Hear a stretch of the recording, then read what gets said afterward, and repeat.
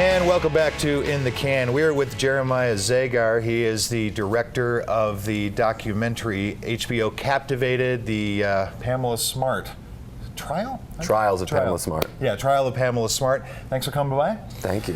This is a really interesting film because it tells a story that may not be in the mind's eye of a lot of people anymore. I mean, this was a couple of decades ago, talking about Pamela Smart and the whole big thing, and I'll let you kind of explain that. But you know, there was a crime committed, and there was a trial that happened, but really the trial started well before the actual court trial. This was the very first kind of live TV, you know, in your home, everybody glued, you know, reality court drama that ever happened, right?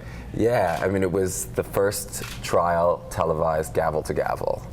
And if you look back, you can trace the origins of reality television to that trial, essentially. Mm-hmm. And interesting for me being on live TV with you because, you know, Pam Smart got raked over the coals, you know, being Which is what's going to happen to you, by the way. Yeah, I'm terrified. I'm terrified you're going to fuck me over. Oh, excuse me. I don't know if I'm allowed to say that. So basically, just to give you a little background on it, Pamela Smart, her husband was killed.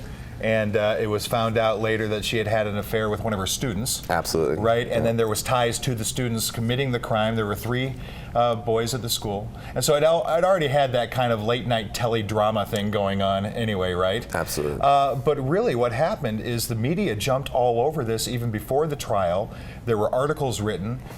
It was dramatized. Eventually movies came out about it too. So before the trial even hit the court, the trial in society had already started. Right, it was a great story. And, you know, we as a society, we love to consume great stories, and we like to consume stories that are tropes, stories that, you know, remind us of other stories, that Eve handing us that apple, seducing, you know, the unwitting young man, you know, turning him to evil. That was very seductive for a public. And, you know, the media latched onto it, and it started as a local story, and it became, you know, a regional story, then it became a national story, and then it became, you know, a world story. Mm-hmm. And it's not so different. I don't know if you saw Anchorman 2. Have you seen Anchorman 2? Yeah. It's not so different than that story. I mean, it's about the advent of cable television. It's about how cable television and news that was condensed into very, very small, compartmentalized ideas became prevalent in America and distorted the reality of the situation. And it's fascinating. And what happened to Pamela Smart is that not only was she convicted of a crime and sentenced to life without the possibility of parole, which Charles Manson doesn't even have, by the way. And remember, she actually didn't pull the trigger. She didn't pull the trigger. Right. She set it up.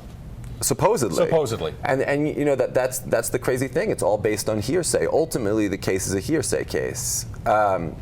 So anyway, so she has this horrible sentence, but the most terrible crime in one way is that her name has been distorted and stolen. That her person, her humanity, is no longer her own. It's been transformed into all these movies and TV shows and the articles. People see Nicole Kidman, they don't see Pam Smart. Exactly. Yeah. That's who you think of right away. And that's Lori, the producer, who's amazing. That was her initial excitement about the project before she brought me on, was like, oh my God, this is not the woman that I think this woman is, and what does that mean? Well, let's talk about her for a minute too, because as part of this whole story, and we see this in the film, first of all, you had really nice access to Pam Smart throughout the film, and so you know you're getting it from, you know, straight from the source. But Pamela Smart, in a way, kind of loved that limelight a little bit. I mean, she kind of played up her character, I guess. I mean, how would you describe it?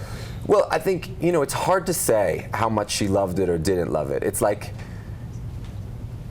at this point in her life, she hates it, and I think when she looks back at that time, she sees the destruction it caused.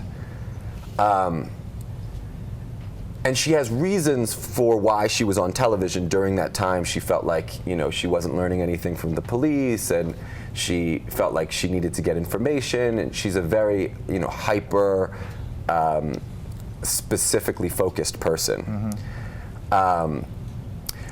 But, you know, what happens with TV is that if you capture something that's fascinating or captivating, mm-hmm. to the public, it can be distorted and become something that it not necessarily is. But how could it not, though? How could it not? And this is the first time this kind of circus had ever happened. I mean, this was not only a circus story and maybe a very unique story, but at the same time, the way it was told, it had never been told like this before. Exactly. And it just So I don't know if the caught fire. American audience even knew what to do with it. Right, You know what I absolutely. mean? Am I supposed to enjoy this? Am I supposed to be entertained by it? Am I supposed to come to judgment? Should I have an opinion? There's a wonderful quote in the very beginning of our movie where this guy Ted, who produces reality television, says, nothing happened in this trial, and it was utterly fascinating. And it was a moment in realizing that, oh my God, like we can make this kind of TV. We can make this television where just, exciting characters walk into a room and do nothing and people will watch it. Do you think if this had happened today, Yeah. exactly the same way, same script, so to speak, same cast of characters, would it have as much play today as it did 20 years ago? Absolutely not. I mean, it was the advent of media that changed it. It was a phenomenon. It was a firestorm. But I think you can relate this trial to trials that we see today, to Casey Anthony, to Trayvon Martin. Not that it's the same thing, but that reality is still prevalent. And not only to those trials, but to everything. There's another line that Ted says that I find fascinating, that he says, television was then something that you watched, and now is something that you're on. And you and I are examples of that. Right. And my nephew, he says to me, I want my own TV show. Now with the internet, anybody can have their own TV show, and you just Right. put a camera in the corner of your room, and all of a sudden, and who knows what that means, Well, and even back then, the television media was 3 channels and a UHF, right? Now you've got cable, you've got web series, you've got literally anybody. You could do a video podcast and you're on TV, right? Absolutely. Yeah. And television is an incredibly powerful medium. That kind of communication was unprecedented at the time. And has the ability to do great change and make things better, and also has the ability to poison things terribly. And at the time, I don't think that people were so aware of its power as they are now.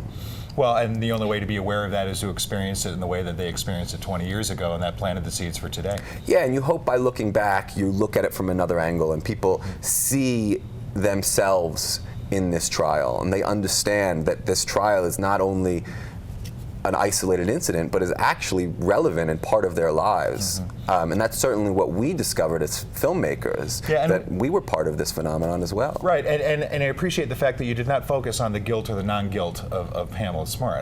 That really wasn't the issue here. It was more about the circus of how do you give somebody a trial like that in that environment, right? Yeah, and as we began to investigate, I began to get angrier and angrier. What if this was me? What if this was me? And I was sitting in her shoes, in her seat, Would I feel that I'd gotten a fair trial? And if not, why not? And then with her sentence, would I feel that was a fair sentence? And if not, why not? And it began to disturb me immensely. Yeah. And then, if you mention her name in New Hampshire, it's like talking about Michael Jackson or something. It's like everyone knows her and everybody has an opinion of her as like this incredibly evil person, and she's just not. Well, of course, because the media told them what to feel, and hopefully this film will at least tell the story.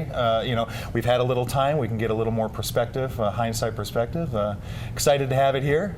Jeremiah Zagar, his film HBO Captivated: The Trial of Pamela Smart, playing throughout the Sundance Film Festival. Hopefully, we'll have a long life. In fact, it will. HBO has picked it up. We've put HBO into the title there. Later this year. Later this year. We don't have a date, but look forward to that. It's something you got to see. Hopefully you get to see it here at Sundance. We'll be back with more in the can after this.